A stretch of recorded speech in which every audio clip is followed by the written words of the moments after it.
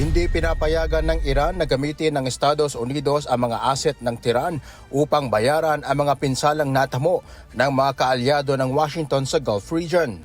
Ayon kay Iranian Deputy Foreign Minister for Legal and International Affairs, Kazem Garibabadi, hindi maituturing na war spoils o nakamkam sa digmaan ang mga ari-arian ng Iran at hindi rin ito pondo para sa mga kaalyado ng Estados Unidos.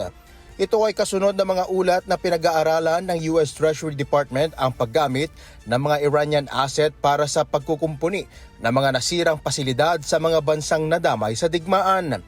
Kabilang sa mga naging target ng pag-atake ng Iran noong mga nakaraang buwan ang Kuwait at Bahrain, kung saan naglunsad ang Tehran ng mga missile at drone strike laban sa mga base ng Estados Unidos doon.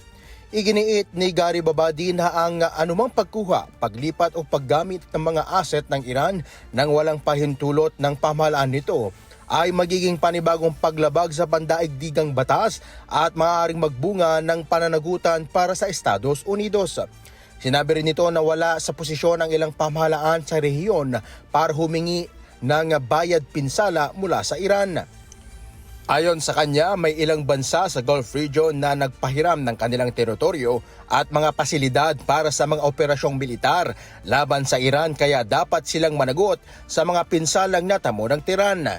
Samantala, nananatiling isa sa mga pangunahing issue sa negosasyon ng Estados Unidos at Iran ang pag-unfreeze sa bilyong-bilyong dolyar na asset ng Tehran sa iba't ibang foreign banks. Kasama rin sa mga hiniling ng Iran ang pag-aalis ng mga parusa o sanctions at ang pagkilala sa kanilang impluwensya sa Strait of Hormuz. Wala pang opisyal na pahayag ang Estados Unidos hinggil sa magiging kapalaran ng mga frozen asset ng Iran. Chris Fugaban, humahataw sa balita ngayon.